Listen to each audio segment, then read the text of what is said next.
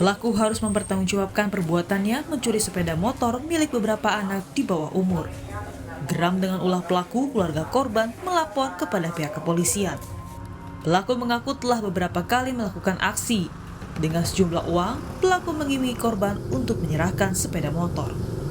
Saudara, Polsek Bojonggede, Kabupaten Bogor, Jawa Barat berhasil menangkap pelaku yang merupakan ibu rumah tangga yang melakukan modus pencurian dan juga penipuan sepeda motor yang menyasar korban anak di bawah umur. Lantas seperti apa kronologi kejadiannya? Berikut penelusuran kami hanya di Gelar Perkara.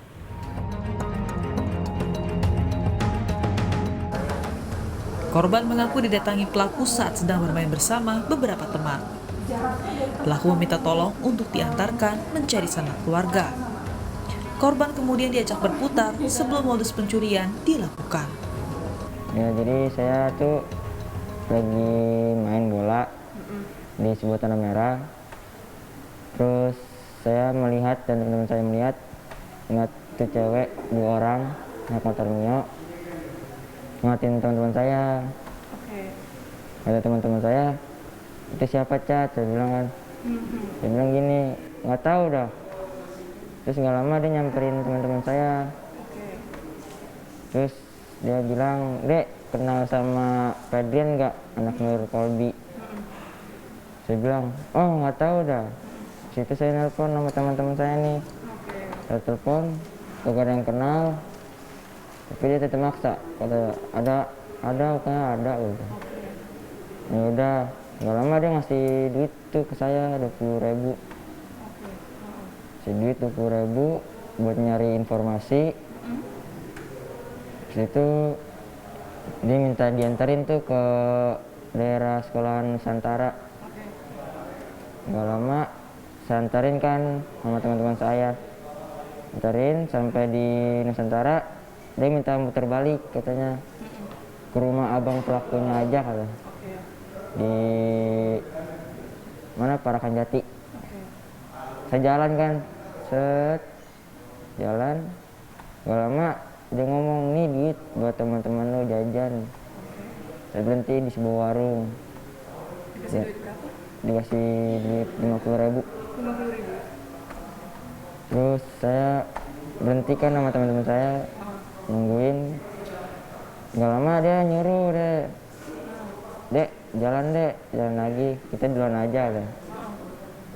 Saya ngodein teman saya dulu kan, suruh jalan pakai mata, kagak ada yang ngerti, kagak ada yang niat juga. Terus saya jalan tuh akhirnya, saya jalan, terus ikutin jalan. Nggak lama dia bilang, Dek tunggu sini deh bentar, udah tunggu sini bentar. Saya mau ke atas katanya ke rumah pelakunya. Jadi saya kasih kan motornya. Iya. Terus saya dikasih jaminan lah jalannya sama dia. Apa itu jaminannya? HP. HP-nya dia. Iya. Pas itu saya tunggu kan, di situ di sebuah warung, dia jalan ke atas. Saya bilang kok orang lama. Kamu nunggu berapa lama itu? Sekitar 15 menit lah. 15 menit. Nggak balik-balik gitu. Terus saya cek akun Google-nya sama file-filenya, bukan HP dia. Pelaku tidak beraksi seorang diri. Pelaku mengaku diperintahkan seorang temannya untuk mencari calon korban dan mencuri sepeda motor. Tak terlalu jauh, pelaku hanya beraksi di kawasan Depok, Jawa Barat. Mbak, mungkin bisa dijelaskan bagaimana cara Mbak bisa menjalankan aksi penipuan ini, Mbak? Dengan cara saya, Iya. Saya awalnya berjalan, ya kan.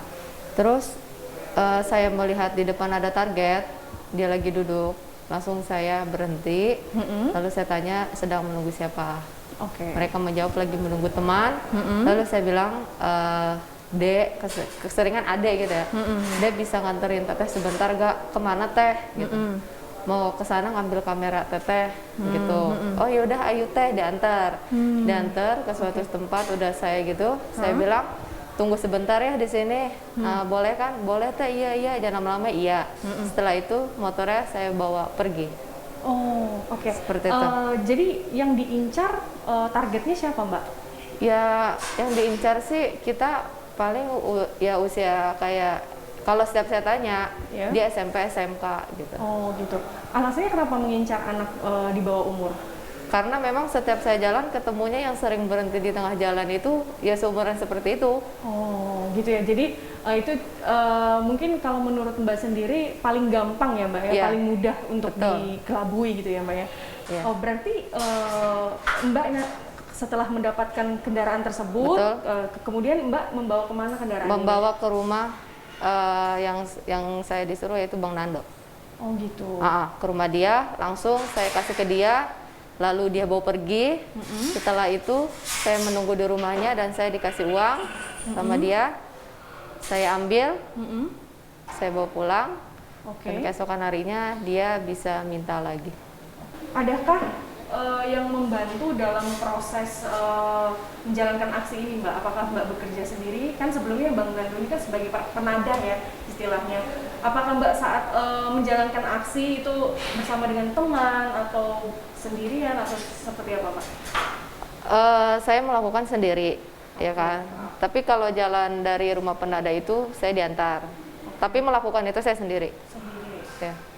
Terus kira-kira sudah berapa lama Mbak menjalankan aksi ini? Seingat saya ya awal mau 2020. Oh berarti bulan Januarian ya Iya, Mbak? betul. Oke, itu berarti kalau di total sudah berapa lama Mbak menjalankan ini? Iya, saya sih jarang-jarang, nggak setiap hari, nggak setiap bulan. gitu. Iya, kurang lebih 10. 10 kali? Betul.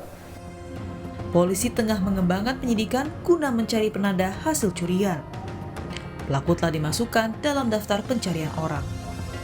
Cara yang bersangkutan mengelabui para korbannya, awalnya memang kita mendapat beberapa laporan dari masyarakat yang kehilangan sepeda motor karena ditipu oleh seseorang dengan ciri-ciri perempuan, masih muda, dan dia berpenampilan cukup lumayan.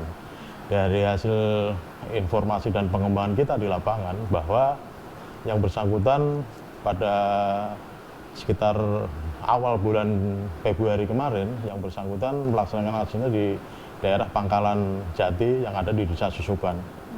Hasil kerjasama dan informasi dari masyarakat, saya perintahkan anggota saya, anggota Reskrim, untuk mengecek yang bersangkutan. Ternyata betul bahwa yang bersangkutan adalah orang yang selama ini kita cari. Ya, hasil pemeriksaan kita, yang bersangkutan sudah 10 kali melakukan perbuatan ini, yang melakukan penipuan dan penggelapan dengan sasaran rata-rata anak di bawah umur yang mengendarai sepeda motor. Ya kita tahu di wilayah Bojonggede ini masih banyak anak-anak yang di bawah umur menggunakan sepeda motor. Itulah yang menjadi sasaran yang bersangkutan. Dengan dalih, dengan modus yang bersangkutan minta tolong untuk diantarkan di suatu tempat. Sebelum sampai di tempat yang dituju, yang bersangkutan meminta anak tersebut untuk berhenti dengan kata-katanya, dengan caranya dia, sehingga anak tersebut percaya, sehingga motor itu pura-pura dipinjam oleh yang bersangkutan. Setelah dibawa, dia tidak akan kembali lagi, sehingga anak kecil ini ya kadang ditinggal di suatu tempat, dia menunggu, tapi yang bersangkutan tidak pernah hadir lagi. Ya karena alasannya yang bersangkutan merasa kalau anak di bawah umur kan paling gampang untuk dibohongin, ya ditipu muslihatnya dia. Ya karena pelaku ini memang ya kalau kita baru pertama kali kenal pasti ya akan terbuai dengan omongan-omongan manis ya. Itulah sehingga dia begitu sangat piawainya ya mengelabui korban-korbannya yang kebetulan masih anak di bawah umur. Nah, kemarin kita lakukan hasil pemeriksaan kita, jadi motor-motor yang berhasil digelapkan ya dijual ke seseorang dengan melibatkan dengan cara online dengan menggunakan cara online. Kemarin kita udah cari, kita telusuri, kita tahu 480-nya ada di mana, tapi begitu kita sentuh di sana yang bersangkutan sudah melarikan diri. Oleh karena itu sampai hari ini kita keluarkan daftar pencarian orang atas nama yang bersangkutan, yang mudah-mudahan ada masyarakat yang mengenal, mengetahui dan memberikan informasi kepada kita sehingga 480-nya atau penadahnya bisa kita tangkap. Komisi Perlindungan Anak Indonesia menilai pengawasan terhadap anak harus ditingkatkan. anak rentan menjadi korban penipuan dan terlibat secara hukum.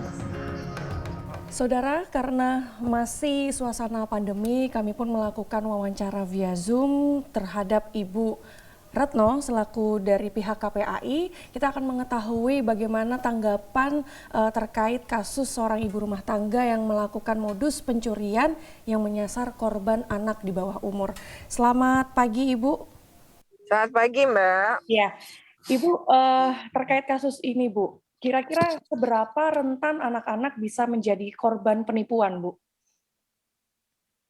Ya, pertama kan anak-anak tuh usia anak adalah usia yang mudah untuk diiming-imingi ya. Usia anak tuh kan 0-15 tahun. Tapi kalau diiming-imingi sesuatu ya terkait dengan hal-hal yang mungkin tidak kalau SMA, SMK mungkin tidak terlalu inilah ya, mereka bisa berpikir, bisa membedakan ini menipu atau tidak gitu. Tapi kalau usia-usia SMP, SD gitu, TK, tentu ini sesuatu yang anak-anak itu belum dewasa ya. Secara berpikir pasti mereka mudah sekali dibujuk, diiming-imingi gitu ya, sehingga akhirnya menjadi korban penipuan. Karena anak-anak apalagi yang tanpa pengawasan ya, itu kan tentu menjadi sasaran pasti. Kalau anak-anak itu di bawah pengawasan orang dewasa, umumnya mereka akan terhindar gitu ya. Nah, ini anak-anak yang bermain di luar tanpa pengawasan itu biasanya akan menjadi target, dan biasanya sih pelaku bisa jadi itu sudah mengincar gitu. Jadi sudah melihat lokasi, kemudian sudah mengincar di mana anak ini biasa bermain dan siapa saja yang kemudian bermain pada jam berapa, sehingga kemudian pelaku ini bisa melancarkan aksinya. Ya, anak-anak itu sebenarnya harus kita ajarkan ya. Misalnya soal penipuan atau dibujuk oleh pihak-pihak apalagi yang tidak kita kenal. Nah, itu penting karena beberapa kasus juga penipuan melalui cyber atau melalui dunia maya. Jadi memang orang tua ini harus mengajarkan, mengedukasi anak-anak. Sekolah juga sebenarnya bisa secara daring. Ya, kalau lagi pembelajaran bisa sebenarnya mengingatkan anak-anak. Karena sebenarnya tidak mudah untuk percaya kepada pihak lain. Itu harus dididik dari awal. Nah, anak-anak yang kemudian nurut, mudah percaya, itu juga pasti ada kaitannya dengan pengasuhannya. Jadi ini pembekalan itu penting. Saudara, tersangka yang merupakan ibu rumah tangga ini sudah menjalankan aksinya dari awal tahun 2020. Kini polisi masih mencari pelaku lainnya yang berperan sebagai penadah. Dari kasus ini, saudara, menurut KPAI mengatakan perlu adanya pengawasan dari orang tua juga lingkungan sekitar agar anak tidak menjadi korban penipuan. Gracia Adur, Alfa Farid, Kompas TV, Jakarta.